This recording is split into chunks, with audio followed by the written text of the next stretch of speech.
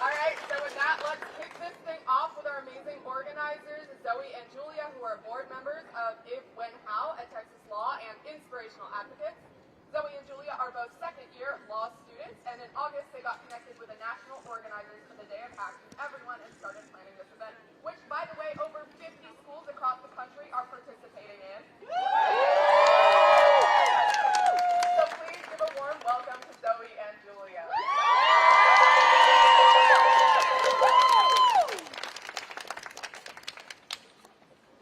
Trying to figure out the mics. It worked. You guys hear me? Yeah. Okay. On the mic? All right, sweet. How's everyone doing? It is amazing to see you guys here. All right. Can we make it louder? Yeah. Testing. 1, 2, 3. Testing. All right. Is this a little louder? Is this louder? Is mine? I don't think mine's on. Can you make this one louder? This one? Testing, testing, testing. 1, 2, testing, 1, 2, testing, testing. I need... Okay.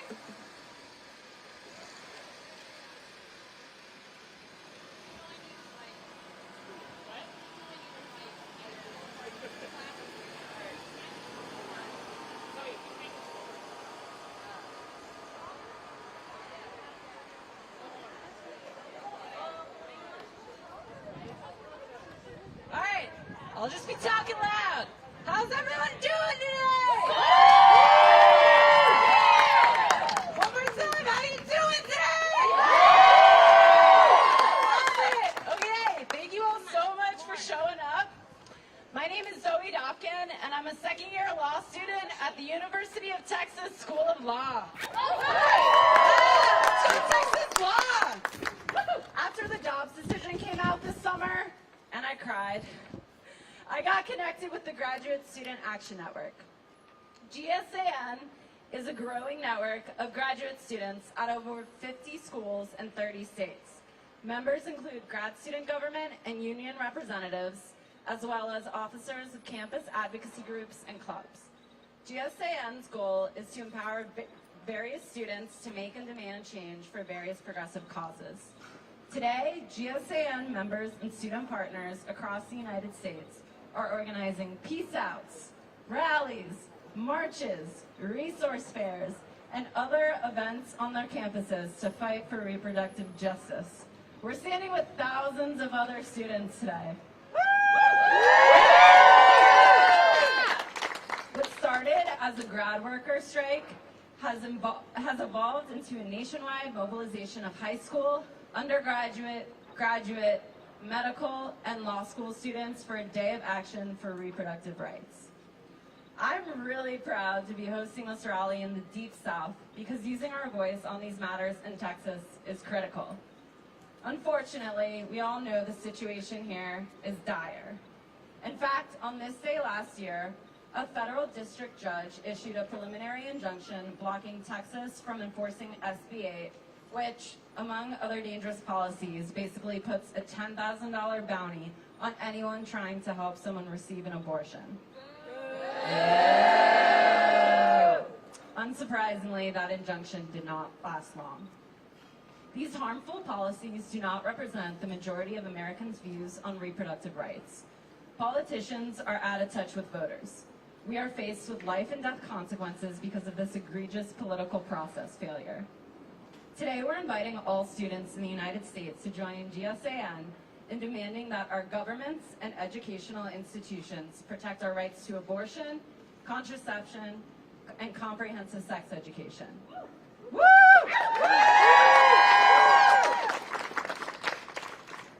Equally as important, we are also demanding protection of freedom of gender expression. This includes hormone replacement therapy, puberty blockers, and gender-affirming surgeries. We need to trust women, pregnant people, and trans individuals to make decisions that affirm their health, dignity, and humanity. If you go to gradaction.org and look at the demands, you'll see there are 2 petitions GSAN is collecting signatures for. That's gradaction.org. Wow, look at you on your phones and signing up petitions. The first is an open letter to Congress calling for safe, legal, and accessible abortion, gender-affirming health care, free contraception of all varieties, and federally mandated sex education, including standardized curriculum on STI and pregnancy prevention, as well as consent. We also have a letter to President Biden calling on him to do two things. First, implement a program to mail free at-home pregnancy tests on demand to U.S. households, which would enable early detection of unwanted pregnancies and allow more people to legally and safely obtain abortions, even in states with 6-week abortion bans. Yeah! Secondly, we call on President Biden to declare a public health emergency under the Public Readiness and Emergency Preparedness Act to ensure that abortion pills like mifepristone can be legally available by mail for free to people residing in any state, regardless of any abortion restrictions in place, and to ensure, excuse me, I've been screaming a lot this morning. But yeah, we want to ensure that medication providers are legally protected. So we want y'all to please sign these petitions at gradaction.org and continue getting involved. Call your reps, make sure you register to vote today. We have a table back there. Everyone here should be registered to vote in Texas. Really, your voice matters, especially here in Texas, so thanks for coming out.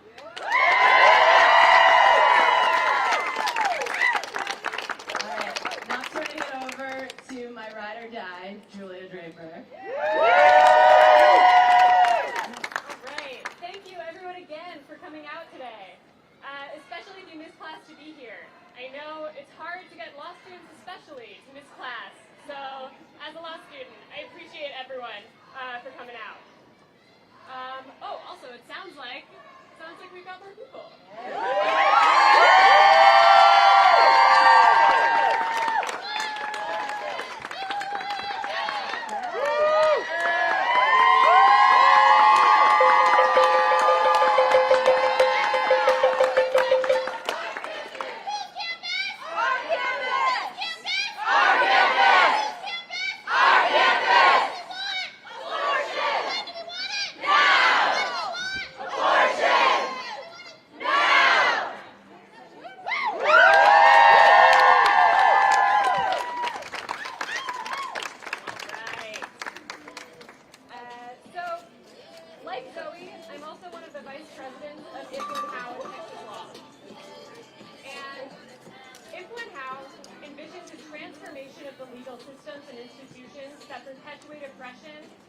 Structures that realize justice. And a future when all people can self-determine their reproductive lives, free from discrimination, coercion, or violence. Now, a lot of people think that reproductive justice is just about abortion access. And that's definitely a big part of it. Part of it that's under serious attack today, and that we have to fight for tooth and nail to get back and to protect in places like Texas. But there's so much more to reproductive justice than that. Reproductive justice is about making sure that people have the autonomy to make decisions about their own bodies and families, and the community and tools to turn those decisions into action. It's enshrining a person's right to choose in law, and providing access to the prenatal care, abortion care, and information that people need to make that choice. Protecting access to birth control, PrEP, transition-related care, and all the other medical resources that people need to take control of their own sexual health, and ensuring that those things are covered by insurance. It's asking why Black people are 3 times more likely to die in childbirth than white people, and demanding more from the medical community to support the decisions of those would-be parents. Reproductive justice is not just about tearing down legal barriers. It's about building more and better ways for us to take care of our own bodies and create the families we want when we want. Doing that requires work from all of us, within and throughout our different communities. And the fact that you're here shows that you're willing to do the work And we can create a world where people don't have to fear criminal charges for seeking routine medical procedures. That starts here with our own university. And we're going to have some of the students who helped draft the UT Coalition for Reproductive Justice and Rights statement talk a little bit later about what that looks like.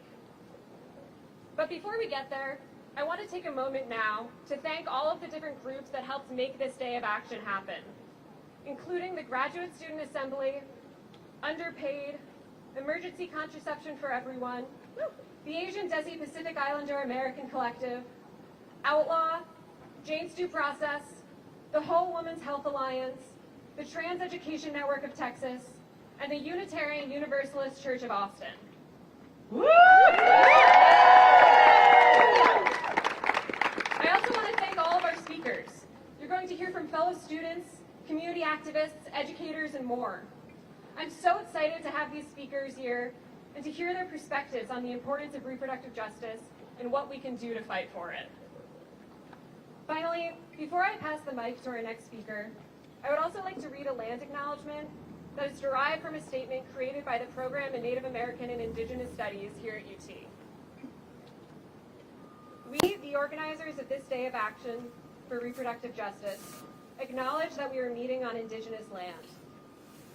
Moreover, we would like to acknowledge and pay our respects to the Carrizo and Comecrudo, Coahuiltecan, Caddo, Tonkawa, Comanche, Lipan-Apache, Alabama Cushata, Kickapoo, Tigua Pueblo, and all of the American Indian and Indigenous peoples and communities who have been or have become a part of these lands and territories in Texas, here on Turtle Island.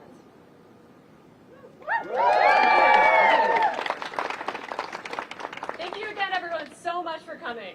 And now let's hear it from Maya Mackey as she introduces our next speaker. Hi, y'all. Okay, so I don't think I could say anything more compelling than that. So let's have another round of applause for Zoe and Julia. I love the cowbell. Whoever brought that, you're a genius. We have some more fantastic speakers for you today. So our next speaker, Dana Johnson, is a PhD student here studying self-managed abortion who is here to talk about some of her work. Please join me in welcoming Dana Johnson.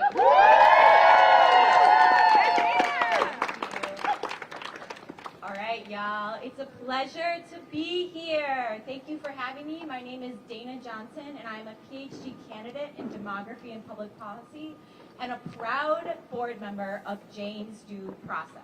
Y'all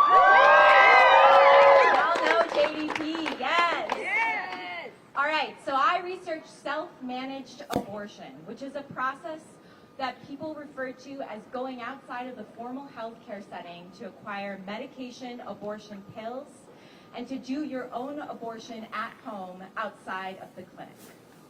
Have y'all heard of this? Yes, all right.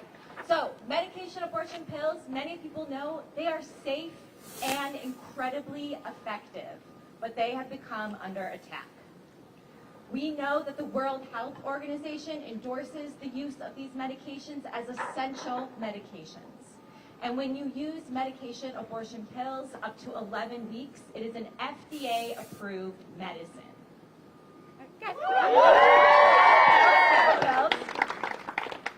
We know from research here at UT Austin that if you self-manage an abortion with the assistance of Aid Access, an online telemedicine organization that sends pills to your home, authentic medication, and safely guides you through the process, this can be over 96% effective. This involves one pill, mifepristone, followed by 4 pills, misoprostol, taken under your tongue 24 to 48 hours afterwards, or a series of 12 misoprostol pills, 4 at a time, dissolved safely under your tongue every 3 hours. There is no way to test for this medication in the bloodstream, and people do not need to tell the police what they took. If people need medical support, they can check out M&A Hotline, a free, confidential, peer support hotline. And if they need legal services, they can check out If One How, Lawyering for Reproductive Justice.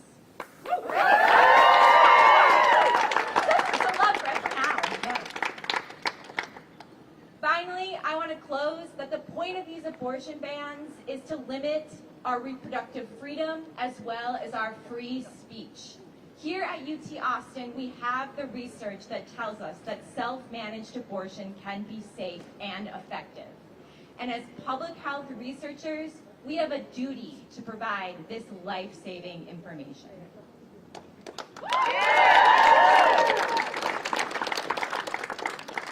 Finally, I want to close that what comes with these bans is an immense stigma. And that's why we're here today, to rally for gender-affirming care, for abortion access, for access to contraception, and it is a human right that we are all here. I love you, I see you, and I love your abortion. Let's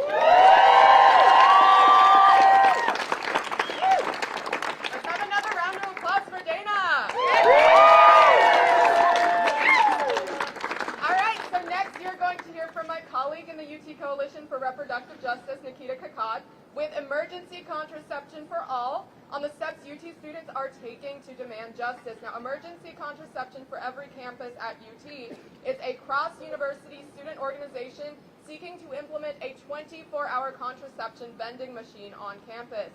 Nikita also helped put together the UT Coalition for Reproductive Justice and Rights petition, which helped alert the universities to some serious changes that need to happen on campus.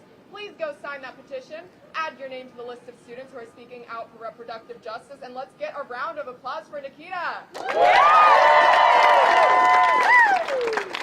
everyone. My name is Nikita, and I'm a junior at UT Austin, and I'm up here today because I believe that everyone deserves the right to the full spectrum of reproductive health care, and abortion has been and always will be a part of that.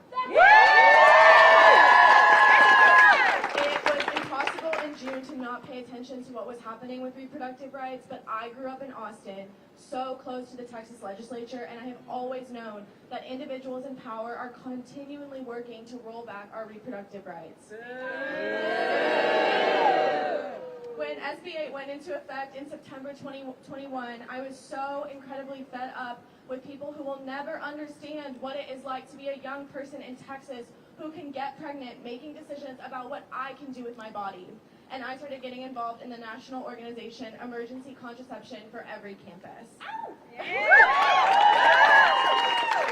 What we try to do is we try and make Plan B emergency contraception available to students as soon as they need it for no cost. We deliver Plan B condoms, pregnancy tests, and information to students at their doorstep for no cost. I want to take a quick second to talk about how Plan B actually works because it's one of the most misunderstood drugs on the market thanks to the FDA's perpetuation of misinformation. 1.5 milligram levonorgestrel pills are what Plan B and other emergency contraception manufacturers like Aptera, eContra, provide. And Plan B works by delaying ovulation, so if there's sperm in the vaginal canal or the fallopian tubes, it will not be able to prevent pregnancy at that point. Or it will not be able to cause pregnancy, I'm sorry. So Plan B prevents an egg being released from the ovaries, so fertilization will not occur if the egg is not there. The leading research also tells us that once fertilization occurs, Plan B will not be able to prevent implantation of that fertilized egg, so any restrictions on Plan B are not based in science. Since October of 2021, I and other UT student volunteers have helped give free Plan B condoms and pregnancy tests to over 500 students through Emergency Contraception for Every Campus. I remember the first time I purchased Plan B in high school, I had a panic attack in the middle of Walgreens. The fear and the shame that I felt in that moment is what inspires me to keep pushing back against such harsh restrictions on reproductive freedom. Every time I deliver a Plan B straight to someone's doorstep with no contact delivery, I hope I am empowering young individuals to no longer feel ashamed and scared about their choices. Everyone should understand that using Plan B is not irresponsible in the way that it is so often dictated, but the right and responsible decision to make for yourself if you do not want to be pregnant. I want to take a moment to talk about the petition that the UT Coalition for Reproductive Justice and Rights released in July. We had some people tell us that our demands, like working to provide comprehensive sex education, expanding culturally conscious sex education, improving resources available to UT student parents, and supporting the placement of an emergency contraceptive vending machine and working with the Counseling and Mental Health Center were not related to the issue of the Dobbs decision. But reproductive justice is the right to decide whether or not to have children, the right to have a safe pregnancy and birth experience, and the right to raise those children in safe and joyful communities. We as a coalition believe that UT should protect these rights in all forms, whether it be through lobbying power to support abortion access initiatives or providing better support to student parents. Our goals are not limited solely by abortion and contraceptive access for students, but rather enabling students to have reproductive agency. If you go to our Instagram at EC_4 Austin, you can read the full petition and sign your support. And you can also go to the link in our bio and request a free Plan B kit at any time. Texas is unfortunately home to so many individuals that want to see a rollback of our reproductive rights, but it is also a home to so many people that believe that reproductive agency is a right and will work tirelessly to get you the care and support that you deserve. It can feel scary to live in Texas as someone who can get pregnant, but I am really proud and inspired by everyone that I see here today that speaks out for reproductive rights, donates to abortion funds, drives their loved ones to the closest abortion clinic, and donates their time to grassroots organizations. Our votes are our voices, so if you aren't registered to vote in Texas, you can do so before October 11th, and you can do so today at the table back there. You are never alone in Texas, and you are never alone at UT. I hope one day we will feel that support from our government, but until then, we will lean on our community to support one another and resist restrictions on our reproductive agency. Thank you all.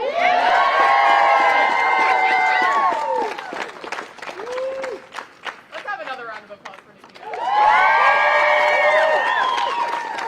right, so our next speaker is Jin Pham. They're a UT alum and the Communications and Outreach Manager at TENT, the Trans Education Network of Texas.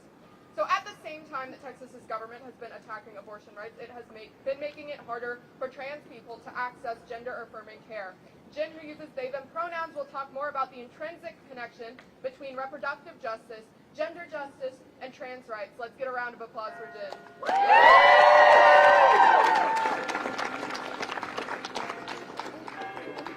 Greetings. I'm Jin Pham, and I use they-them pronouns. I'm the Communications and Outreach Manager for the Transgender Education Network of Texas. And the Transgender Education Network of Texas, or TENT, is a trans-led, BIPOC-led, from board to staff organization dedicated to furthering gender diverse equity here in Texas. TENT works to accomplish this with the understanding that we operate from a place rooted in equitable values. We educate and network in both public and private forums, as well as galvanize the voices of advocates and families on the ground for all aspects of life. I want to remind people here that no matter where, even here in the state of Texas, safe, accessible abortions are human rights. Yeah. Trans rights are a human right. Yeah. These efforts to restrict our access to health care, to restrict our bodily autonomy, are inextricable. Yes. Our government is trying to restrict abortion and contraception, making it more difficult for all of us to access the health care that we need. At the end of the day, this is about the control of our bodies, to surveil our bodies, and to restrict our own self-determination. Our team at TENT believes that abortion care and reproductive justice is deeply intertwined with trans justice. The safety and lives of everyone, not just Texans, not just trans Texans, but the people around the country, are being put into further risk of criminalization for making choices for their own body. We mustn't forget our positionality, and our intersectionality in our work to support the more marginalized people in our communities. LGBTQAI+ people are more than queer. The criminalization of healthcare will disproportionately affect Black, Indigenous, folks of color, people with disabilities, migrants, trans and gender expansive people, and queer people, all of whom historically and are continuing to face harsh barriers around not only their health care, but also their lives.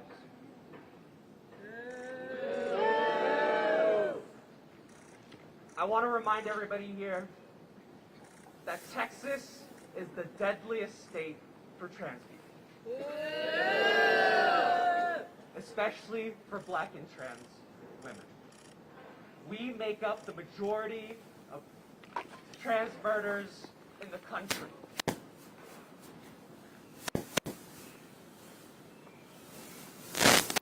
Not just here in Texas, but across the country, they still try and criminalize our bodies. 2 days ago, the Florida High School of Athletic Association updated their participation forms to include invasive questions like, when is your first menstrual period? When was your most recent period? We must recognize that their bigotry is based in racism and misogyny. Yeah, that's right. The point of these attacks is the cruelty of it all.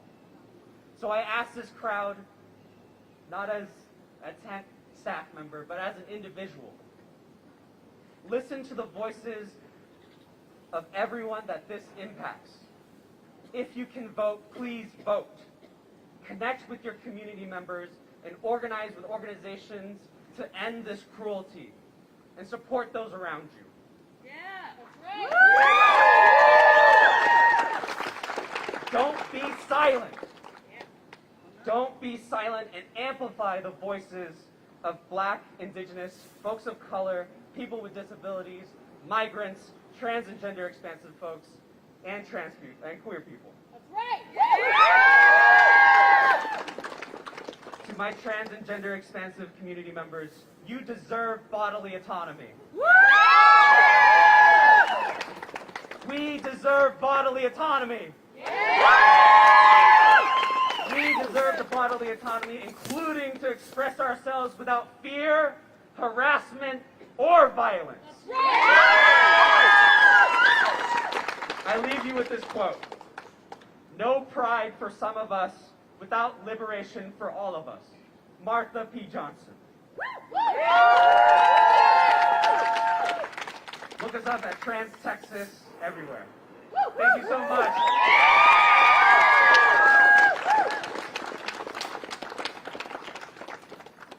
Let's get another round of applause. All right, so before our next speaker goes on, we're going to take about 5 minutes. We're going to do some chants. And we're going to start this off with something that I like to do when I, lead these reproductive justice protests. So we're going to do a minute of silence because we recognize that issues of reproductive rights, issues of abortion, issues of trans rights, and issues for the LGBT community, these come with a body count when there are restrictive policies. And so let's just do a minute of silence and let's just reflect and honor the lives that have been lost because of these policies.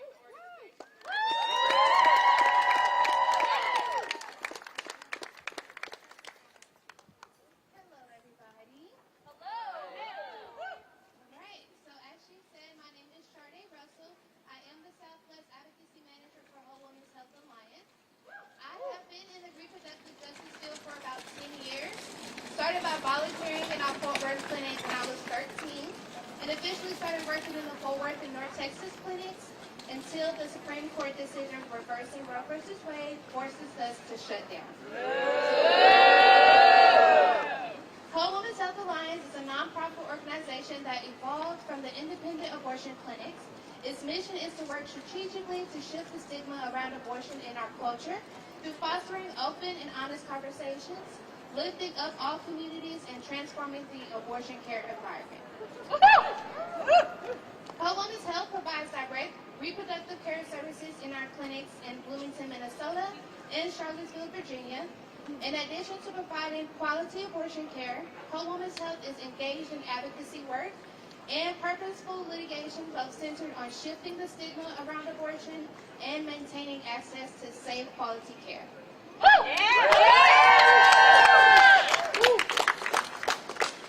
And of course, unfortunately, due to the historic and unprecedented reversal of Roe v. Wade, our organization had to close all our Texas clinics and temporarily close our clinic in South Bend, Indiana. However, that has not stopped us from our mission, which is helping people access reproductive care regardless of where they live. After the Texas legislature enacted SB 8, which banned abortion as early as 6 weeks, we launched our Abortion Wayfinder program as a response. The goal of Wayfinder is to protect and expand access to abortion services for patients who are denied care because of the laws in their home state. All right. We help people find their way to the abortion health care they need, and we also work alongside abortion funds and allies to secure logistical and financial support for anyone needing to travel for abortion care. However, Another unfortunate effect of the fall of Roe is that most Texas abortion funds have ceased supporting patients out of concern of their own legal liability. This is where Wayfinder is leading the way in Texas and across the country to find people abortion care. When people call our Wayfinder program, they ask many questions, including where can they go safely, how to figure out how far along they are, and how much the cost will be to receive their services and to travel there. Right now, the states that are receiving traveling patients, such as Virginia and Minnesota, were provided aid for travel expenses. Last month, out of 53 patients who called our Wayfinder program, 8% needed assistance with travel expenses, 26 needed assistance with procedure expenses, and 47 needed assistance with both. Also, 16% were from other states, including Louisiana and Illinois, and 83% were from Texas, trying to find other places outside of the state to receive their services. As you can hear, there is an overwhelming demand for abortion services from the people of Texas, and Whole Woman's Health is doing everything we can to keep up with the demand. Please support our work by donating to the Wayfinder program or Whole Woman's Health. Your donation goes directly to providing patients with abortion care and help further our work of eradicating stigma around this crucial healthcare procedure. You can also follow us on Facebook, Twitter, Instagram, or sign up for our newsletter. Finally, one last thing you can do is vote. When more people post on the subject on social media platforms, a big tie-in is sharing the importance of voting. According to URGE, 66% of young people ages 18 to 34 rate the issue of abortion as an important factor in their decision to vote in 2022, as well as 74% saying that it is important to protect the right of abortion in the world. Therefore, as young people, we have the power to create the change we wish to see. We have the power to build our vision of a future where rights are not negotiable and healthcare is a human right. That's it!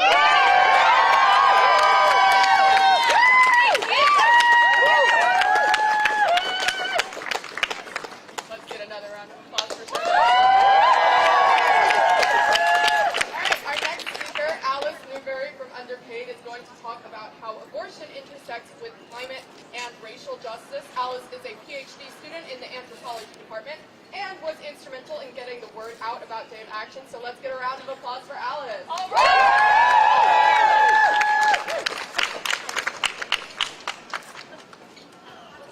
Alright, it's been a minute for me, but I also just want to take a minute for you all to check in with your bodies, because that is not directly unrelated, right? So, how are my people up here doing?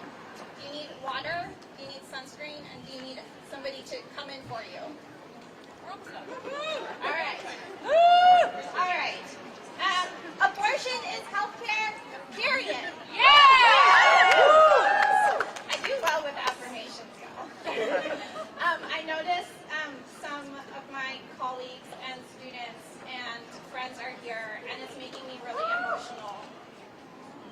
I want to add to the beautiful land acknowledgement, because indigenous people have and always will be cultivating on land that has been stolen from them.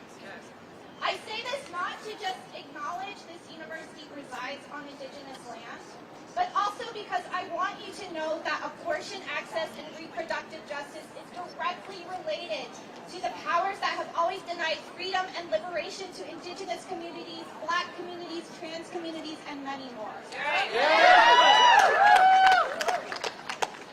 These abortion bans are just one spotlight on a colonial, patriarchal system that is about controlling bodies, and we cannot talk about how bodies are being controlled without the context of colonization, white supremacy, patriarchy, imperialism, and these intersections. When we fight for abortions, when we get abortions, when we aid and abet abortions, we are fighting for bodily autonomy and self-determination for all people. These intersections also meet at our labor, climate, environmental, and racial justice movements. So let me be real again. Roe was never enough. We have been living in a post-Roe world for decades, and many folks in the South are not surprised by SB 8. That's right. People have been sounding the alarm and advocating for access to free and safe abortions for years. And Black, brown, poor, trans, non-binary, undocumented, sex workers, disabled communities have all struggled to get access to abortions. And abortions do not happen in silos. Yep. The road ahead is going to be rough. And it has never been easy. And for some, it's going to be a lot harder than others. And for some, it always has been. But I want you to look around. Look at who is next to you. Look at who you can care for right now. We will keep showing up for people every single day. That's right. Continue to let the UT administration know. We will let Civitas know. We will let the Board of Regents know. We will let Jay Hartzell know. We will let Texas know. We will let the so-called United fucking States of America know. That we will aid and abet abortion.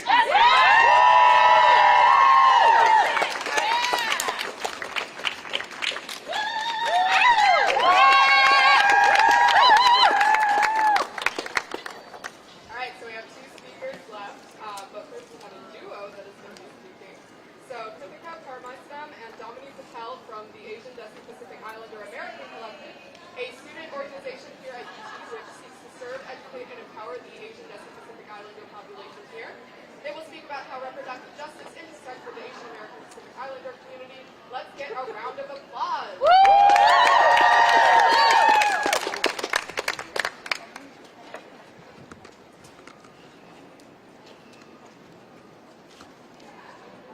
Hi everyone, my name is Kritika. I she, her pronouns. And I'm Domini, and I also use she, her pronouns. As we were introduced, we are from AAPI. We're an agency in the Multicultural Engagement Center, and we work on different AAPI programming at UT and work to build AAPI community on campus. And we want to talk about reproductive justice and how it affects our specific AAPI community and the intersectional lives. So the first thing that we kind of want to touch on was language barriers. I think a lot of the time AAPI communities and other marginalized communities are left out of very important reproductive health conversations, mostly because they aren't able to communicate in them. And so that's something that's very important and actively should be considered as we move forward in creating political voices and agendas for reproductive health and specifically reproductive justice. And there are additional challenges in our communities with respect to accessing these services, and largely because there's a lot of widespread taboos to even talk about them openly. And Asian Americans tend to use more effective contraceptive forms at lower rates, and depending on their country of origin, have higher than average birth rates. So talking about these topics that have been so stigmatized in our communities, especially with older folks, is really important. I also wanted to provide some statistics on APIs and abortion. So nearly 1 in 5 API women and people rely on Medicaid. So paying for an abortion out of pocket can be devastating for many low-income APIs. Additionally, on top of that, all the identities and intersectionalities that come from being a marginalized person. And then criminalizing people, which affects everyone, for pregnancies that do not result in childbirth or are abortions can further restrict all marginalized groups, and API are one of them.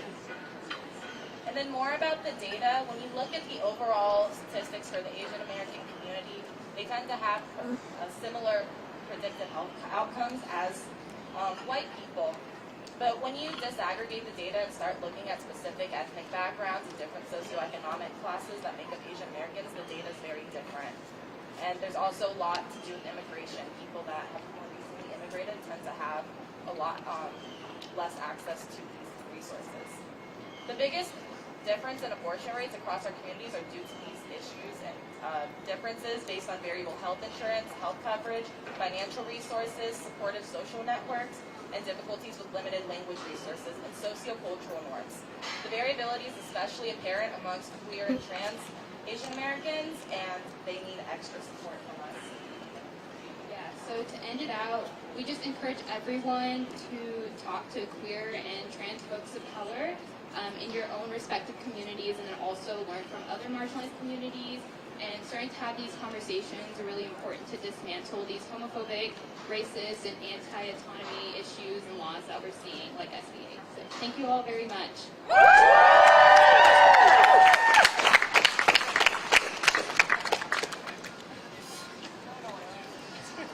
Let's get another round of applause. All right, y'all. We're on the last speaker. Sarah Lopez is here from Jane's Due Process, which is an organization. Round of applause for Jane's Due Process. It's an organization that was originally founded to help young people in Texas navigate parental consent laws and confidentially access abortion and birth control. Unfortunately, their mission has fundamentally changed in the wake of Dobbs, as young people can no longer access abortion in Texas without judicial bypass. Boo! Please welcome Sarah as she talks about the current Texas abortion landscape, youth reproductive rights, and her own experience navigating the abortion landscape in Texas. Let's have a round of applause for Sarah and thank her for sharing her story.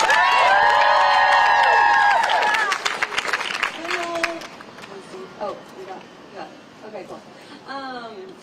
First, I brought some signs, some little abortion signs. Feel free to take some if you'd like them. I want to thank the organizers of this Speak Out for putting this together, and all the wonderful speakers who have shown up today. My name is Sarah Lopez. I use she, her pronouns. I am the youth program manager at Jane's Due Process, where we fight for teens' reproductive rights. I'm also a Texan, and I've had an abortion. JDP was founded in 2001 in response to Texas passing its first parental involvement law that would require young people 17 and under to get permission from a parent to access abortion care and birth control. For the last 20 years, our work primarily revolved around helping teens navigate the court system to apply for a judicial bypass, which allows teens to get an abortion without having to get permission from a parent.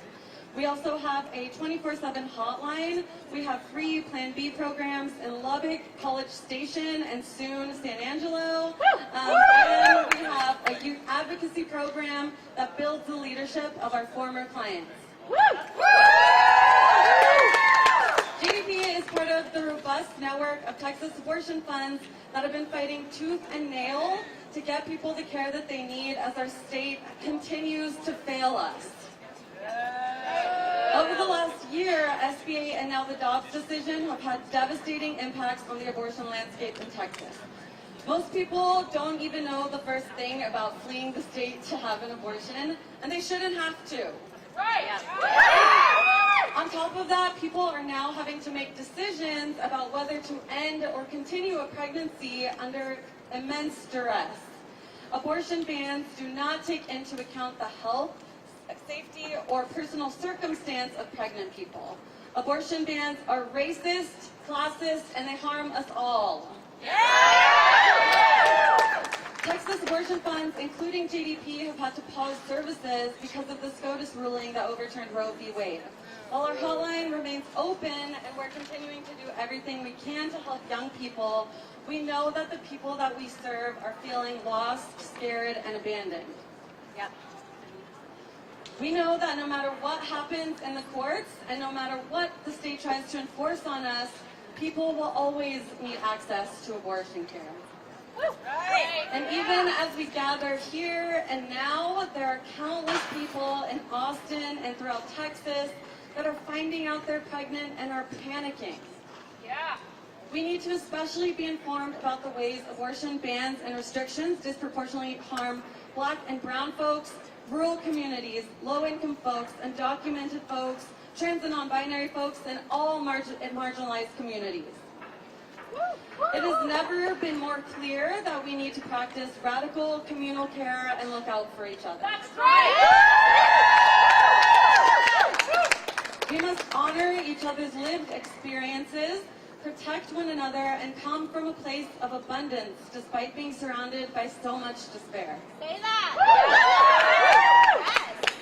Dismantling abortion stigma, funding abortion, and being a non-judgmental resource for our people are all actions we can take in our daily lives. Having an abortion was one of the best decisions I've ever made. My abortion was liberating and it helped me find my community. Doing this work in Texas has shown me what it looks like to fight for a better world. We need access to the full range of reproductive health care, and that includes abortion anytime, for any reason. We will never stop fighting until abortion access is restored and we achieve reproductive justice for all in this beautiful, complicated place that I and so many of us call home. To close this out, you can follow Jane's Due Process on all social media. Please spread the word about needabortion.org. That's where folks in Texas can find all the info they need about current laws, abortion funds, and where to get support. And to close us out, I would love for us to scream at the top of our lungs so that the folks at the Capitol can hear us. Abortion is freedom on the count of 3.